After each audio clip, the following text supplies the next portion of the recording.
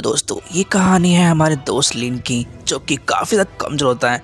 लेकिन अचानक से एक दिन उसके सामने एक इमोर्टल गॉड आते हैं, जो कि उसे इमोर्टल्स की दुनिया में ले जाते हैं। और यहीं से स्टार्टिंग होती है इसकी इमोर्टल बनने की। और हम सभी को इस कहानी में ये सब कुछ देखने को मिलेगा कि आखिरकार ये इमोर्टल कैसे बनता है।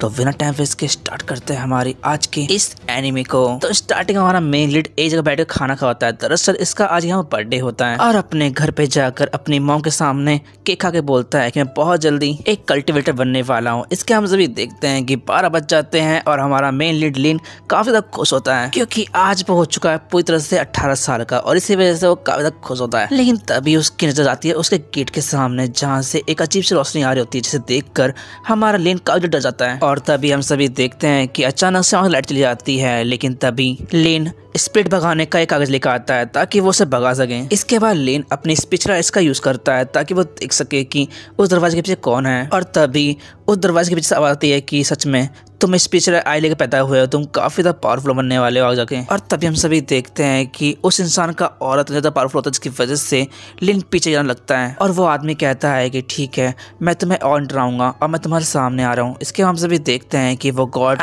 गॉड लॉर्ड उसके सामने आता है और कहता है कि हम लोग काफी टाइम हो चुका है एक दूसरे मिले हुए। जिस पर लिन बोलता है कि कहने का क्या मतलब आपका।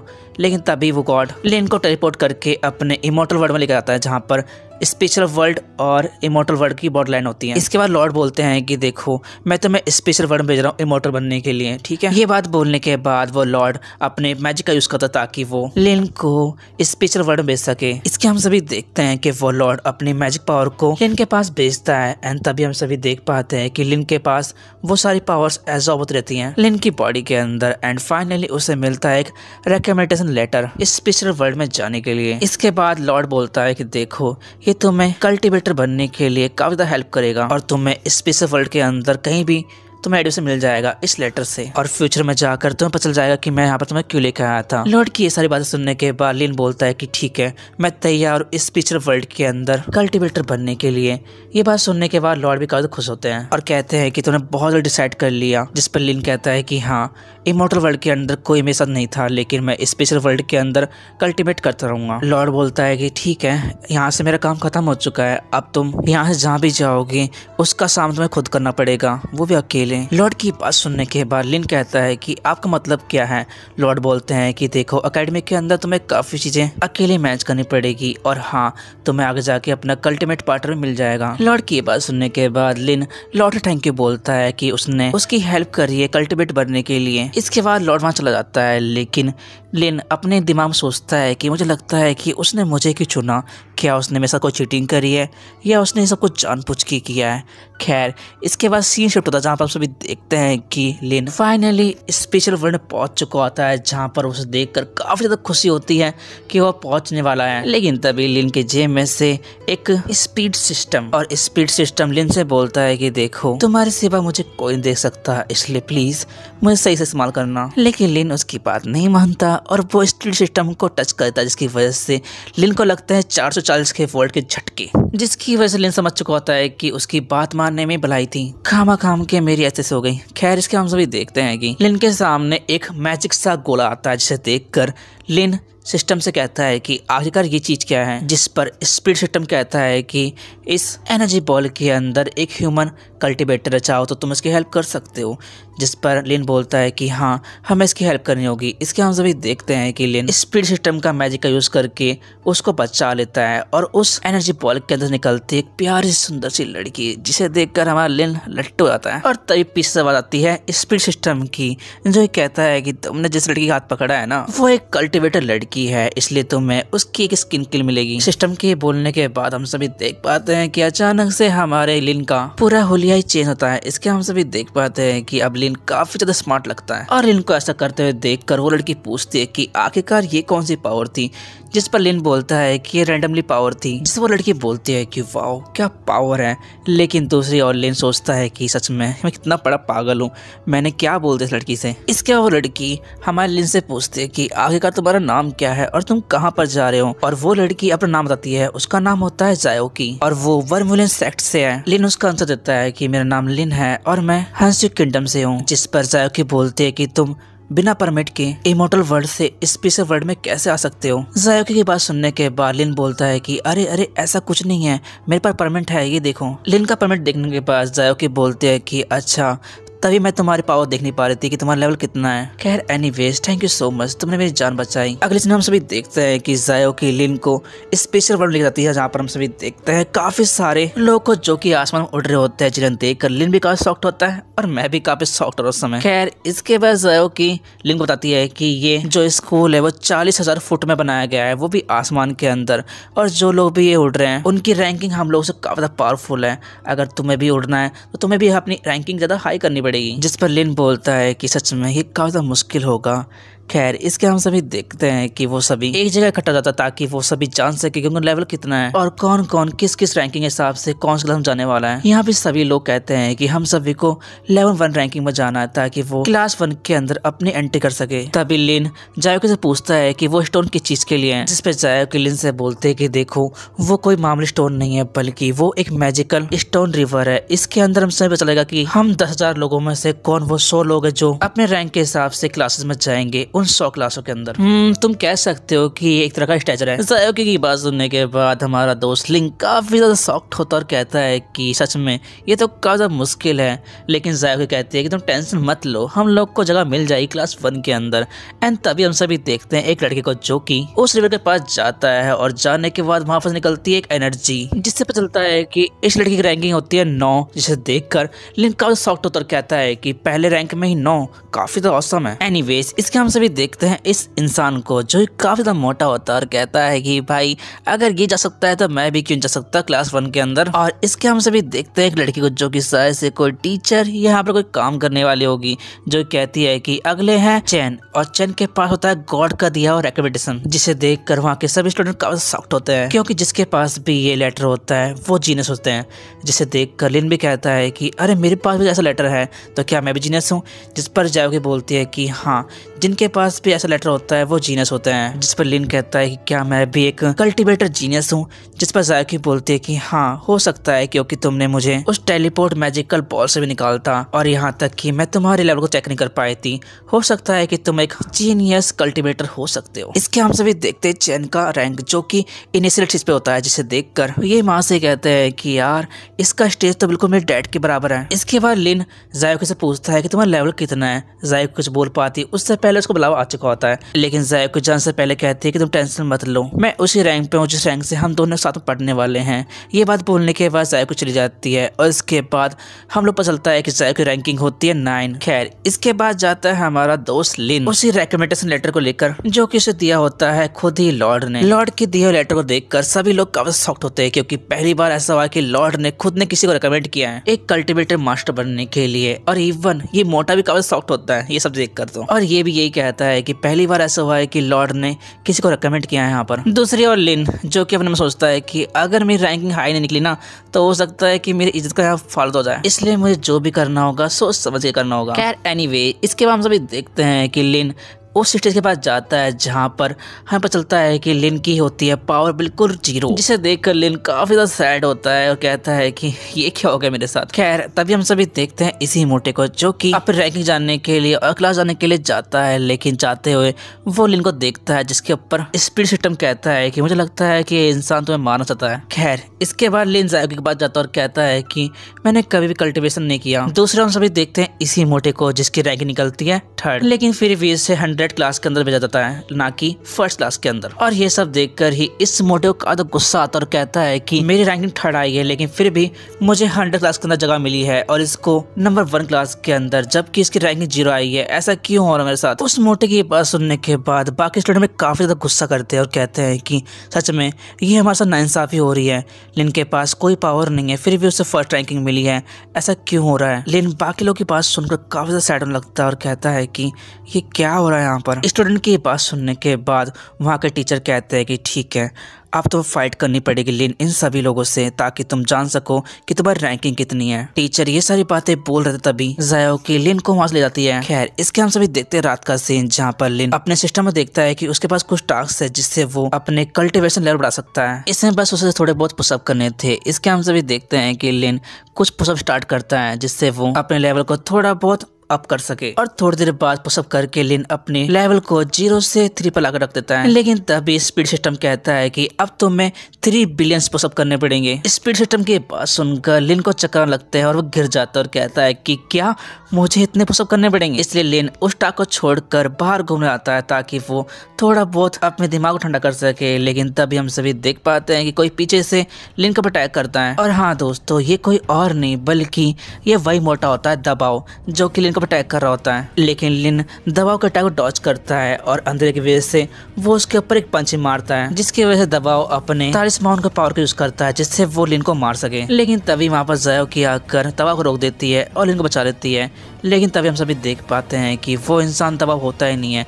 दरअसल दबाव तो लिन के घर के बाहर वेट करता है लिन को चैलेंज करने के लिए। दबाव को देखकर ये लोग समझ जाते हैं कि शायद से ये कोई इम्पोस्टर है। लेकिन अचानक से वो इम्पोस्टर वहाँ से भाग जाता है उन लोग की आंखों के सामने से ही। इसके हम सभी देखते हैं कि लिन अगले दिन अपने एकेडमी में जाता है तो वो नोटिस कर पाता है काफी सारे स्टूडेंट्स उससे हेट कर रहे होते हैं। और ये सारी बातें लिन जानता था लेकिन वो कुछ नहीं कर सकता था क्योंकि इस समय उसकी रैंकिंग बहुत ज्यादा कम है। और इसलिए वो सोचता है कि चाहे कुछ भी हो जाए मैं अपनी रैंकिंग बढ़ाकर इन लोगों को दिखा दूंगा कि मैं कितना ज्यादा पावरफुल हूँ। लेकिन तभी हम सभी देख पाते हैं क्लासरूम में जाकर लिन कुछ भी समझ नहीं पाता है क्योंकि जो टीचर पढ़ाते हैं उसके सर के ऊपर जार होता है। लेकिन तभी क्लास टीचर इविंग सब स्टूडेंट के सामने आती है। लेकिन आते ही वो क्लासरूम के अंदर फोन चलाने लगती है। दूसरी ओर ये वहाँ से टीचर जो कि हवा में उड़कर सभी लोगों को लेक्चर दे देते हैं। लेकिन लेक्चर इतना तो बोरिंग होता है जिसकी वजह से लिन उस लेक्चर को सुनकर ही वहाँ पर सो जाता है क्लास के अंदर ही। इसके बाद लिन की आँख खुलती है जहाँ वो देखता है कि चैन उसकी टीचर इविंग के सामने खड़ा था, जहाँ पर वो डिस्कस करते हैं कि कैसे आज उनका बैटल होगा। दरअसल यहाँ पर लिन और चैंग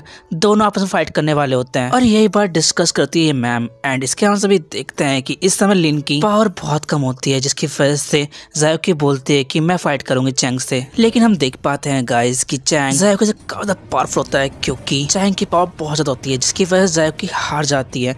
लेकिन तभी ये सब देख कर लिन बीच में आता है और चैंग से फाइट करने लगता है। और लिन आते ही अपनी पावर्स को अनलिस्ट करता है जो कि काफी ज्यादा स्ट्रेंज पावर थी जिसकी वजह से लिन की पावर काफी ज्यादा बढ़ जाती है चैंग से भी ज्यादा। इसके बाद लिन चैंग को एक फायर पंच मारता है लेकिन लिन चुक जाता है और चैंग उसके अटैक को बड़ी इजीली डॉज कर लेता है। इसके बाद चैंग एक प्रेशर फोर्स बनाकर लिन के ऊपर अटैक करता है लेकिन ये अटैक लिन के ऊपर कोई असर नहीं करता क्योंकि जो लिन ने फायर पंच मारा था चैंग को उसका पर्पस ये नहीं था कि वो उसको मारे।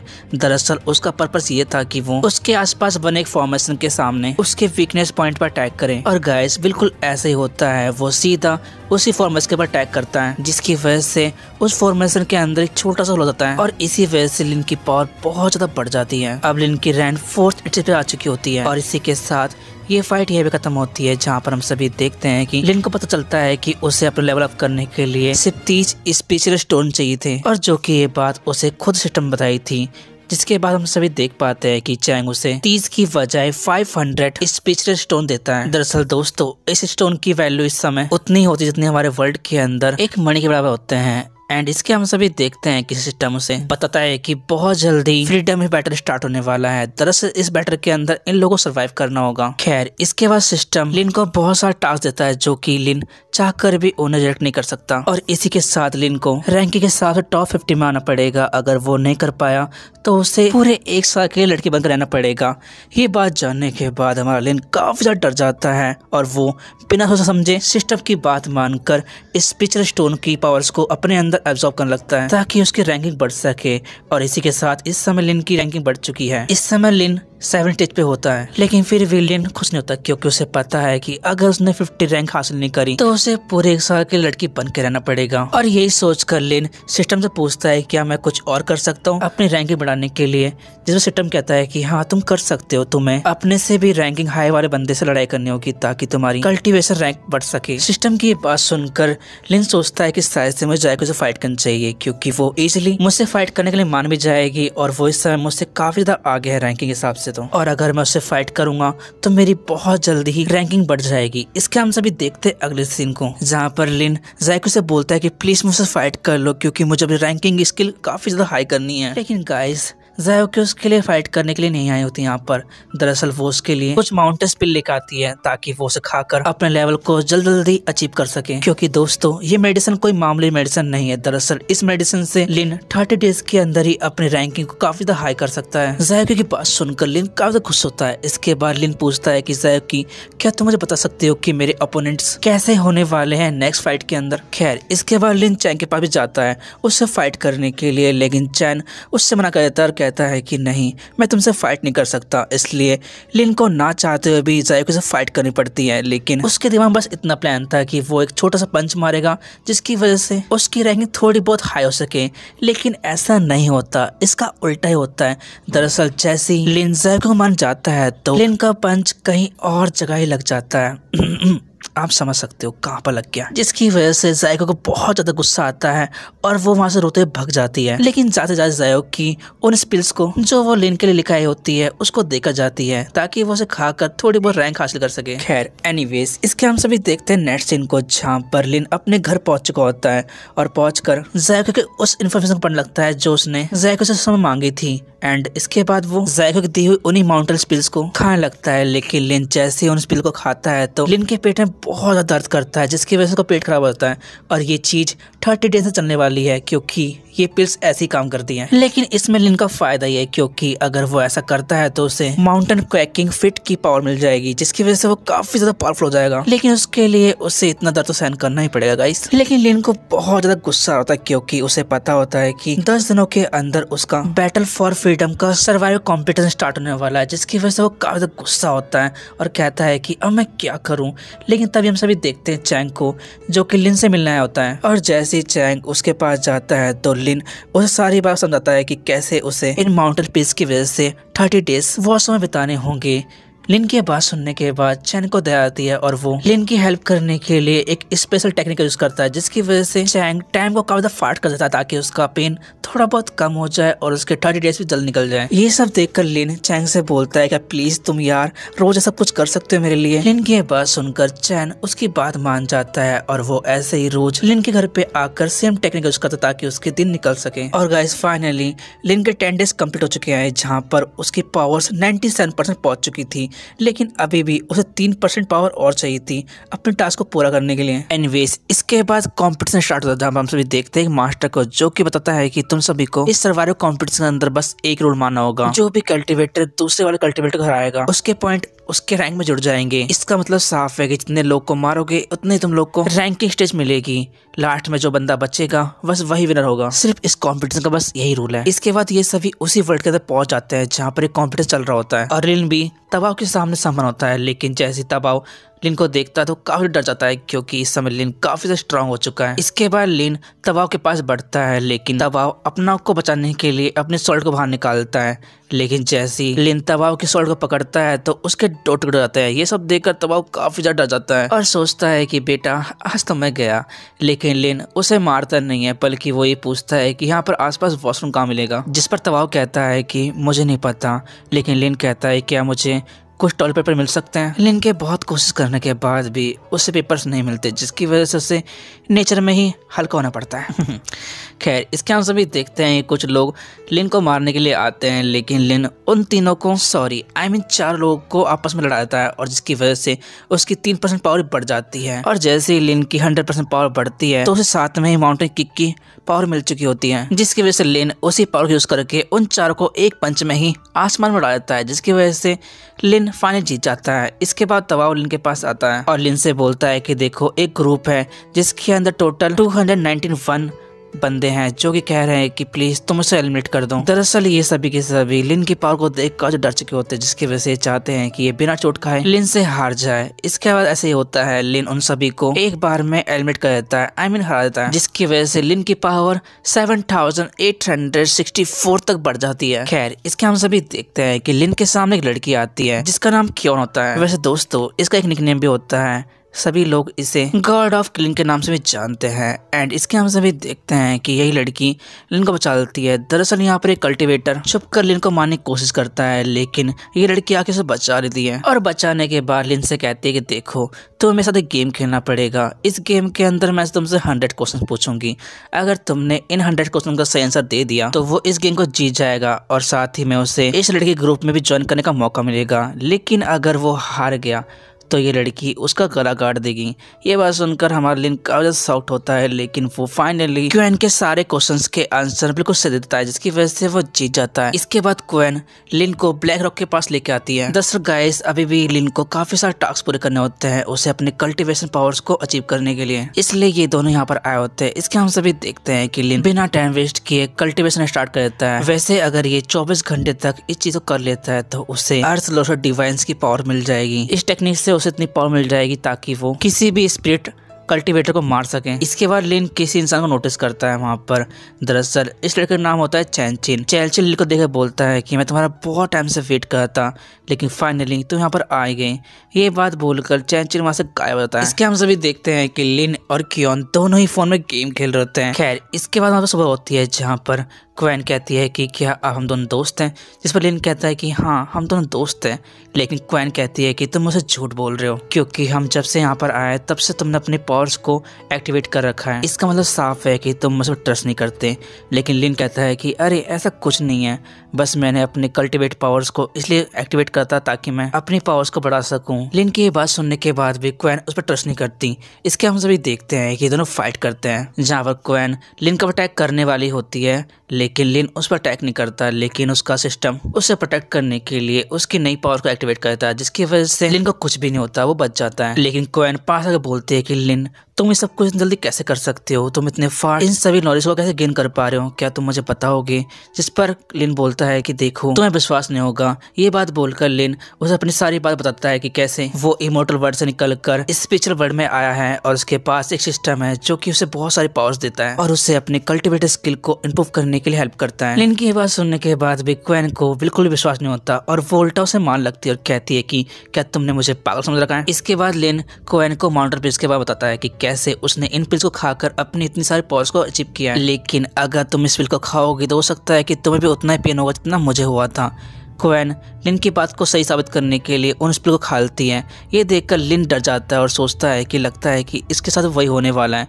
इसके हम सभी देखते हैं कि क्वेन के पेट में दर्द करने लगता है, वैसे ही जैसे लिन के पेट में दर्द करता था पहले। लेकिन अनफॉर्चुनेटली इस समय हमारे पास इन स्पिल का एंटीडोट पड़ा हुआ है हमारे लिन के पास, जिसकी वजह से लिन उसके पेट दर्द को ठीक कर देता है। और क्वेन के पेट दर्द को ठीक करने के बाद लिन वहां जाने लगता है। लेकिन क्वेन लिन को एक गिफ्ट देती है, दरअसल एक बैंड देती है जिसके अंदर सुपर नेचुरल पावर होती है, जिसकी वजह से लिन किसी भी स्पेशल कल्टीवेटर से बच सकता है और उसे फाइट कर सकता है। इसके बाद लिन वहां चला जाता है जायको को ढूंढने के लिए, जिसके बाद लिन एक फाइट के पीछे पहुंचता है जहां पर जायो की थोड़ी बहुत जख्मी होती है। इसके बाद जायो कहती है कि लिन, ये वही लोग है जिसने दवा बनकर तुम पर अटैक किया था। इसके हम सभी देखते हैं कि लिन एक पंच मार के उन सभी लोग को मार डालता है, जिसकी वजह से उसकी रैंक काफी बढ़ चुकी होती है और अब उसकी रैंकिंग बन चुकी है 9th लेवल पर। खैर, दूसरा हम सभी देखते हैं चैंग को, जो कि वैंगसू से फाइट कर होता है। दरअसल वैंगसू वही होता है जो पिछले साल इस सेम कल्टीवेशन का विनर रह चुका है। खैर, इसके हम सभी देखते हैं कि चैंग उससे फाइट में जीत नहीं पाता है, क्योंकि वैंगसू चैन से काफी ज्यादा पावरफुल होता है, जिसकी वजह से चैन बाकी लोगों से हेल्प मांगता है कि वो यहाँ पर आए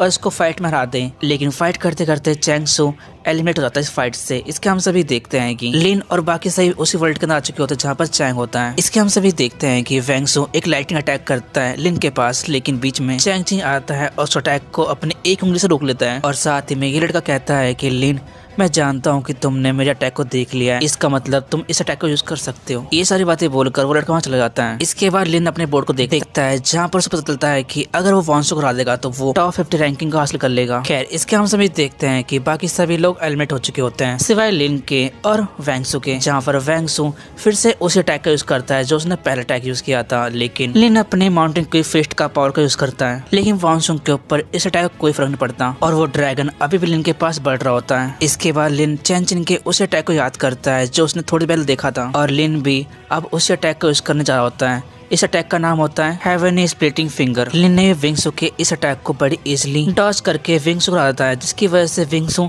एलिमिनेट हो जाता है और हमारा लिन जीत जाता है और इसी के साथ ये गेम खत्म हो जाता है। इसके हम सभी देखते हैं लिन के घर का सीन, जहाँ पर बाकी सभी लोग लिन के पास आते हैं जो कि उसकी काफी ज्यादा तारीफ कर रहे होते हैं और लिन ये सब देख काफी ज्यादा खुश भी होता है। और दूसरी ओर एकेडमी के सारे स्टूडेंट भी अब लिन को बहुत ज्यादा पावरफुल मानते हैं क्योंकि उसने वांग शो को बड़ी इजीली हराया था, जिस वजह से वो सोचते हैं कि लिन बहुत ज्यादा पावरफुल है। खैर इसके बाद पूरा 1 महीना निकल चुका होता है, जहाँ पर हम सभी देख पाते हैं कि ज़ायोकी और चैंग और लिन को इस स्पेशल वर्ल्ड का डिवाइन मैसेंजर की पोस्ट मिल जाती है। साथ ही में उनको मिशन ऑफ सिंकी के लिए चुना जाता है। इसके बाद इन तीनों को इमोर्टल वर्ल्ड के अंदर भेजा जाता है, जहाँ पर ये तीनों लाइट ऑफ कल्टिवेटर के पैसेंजर मिलते हैं। अब इसके बाद टियान सिंगू इन सभी को इन्फॉर्म करता है कि हमने पहले ही डीमन गॉड को कैप्चर कर लिया है, इसलिए अब हमें बस डीमन कल्ट के टिपेस्टल से ही फाइट करनी है, जिसकी वजह से ये इन तीनों को जाने के लिए बोलता है। लेकिन तभी वहाँ पर एक रेड अलार्म बजता है, जहाँ पर इन लोगों को चलता है कि ब्लड क्लेन के वॉरियर्स ने डीमन कल्ट से हाथ मिला लिया, जिसकी वजह से खतरा और ज्यादा बढ़ चुका है। जिसकी वजह टियान सिंगू अब के बाद गुस्से में उन तीनों से कहता है कि तुम तीनों यहाँ चले जाओ। उनकी ये बात सुनने के बाद लिन कहता है कि अगर आप हम सभी को इतने कमजोर समझते हो, चलो हमसे फाइट करो, पता चल जाए कौन कमजोर है कौन ताकतवर, और अगर हम जीत गए तो हमें बैटल में ज्वाइन देना, वरना हम चले जाएंगे चुपचाप से। लिन की बात सुनने के बाद वो सभी राजी हो जाते हैं। इसके बाद हम सभी देखते हैं कि लिन और ट्रांसो जैसे लड़ने वाले होते हैं, तभी ट्रांसो की बेटी लीसा लिन के ऊपर अटैक करती है, लेकिन लीसा बहुत ज्यादा स्ट्रांग है, जिसकी वजह से हमारे लिन को काफी सारे मुक्के और पंच और लात सभी खाने पड़ते हैं बेचारे को। खैर बहुत सारे लात मुक्के खाने के बाद लिन लीसा के अटैक को डॉज कर पाता है और उसे रोक पाता है। इसके बाद लिन फुल स्पीड पर जाकर ट्रैंक्स से फाइट करने जाता है, लेकिन बीच में ईवन आती है और लिन के अटैक को रोक लेती है। और इसके हम सभी देखते हैं कि ये दोनों फाइट करते हैं, जहाँ पर ऑब्वियसली बात है हमारा लिन जीतेगा।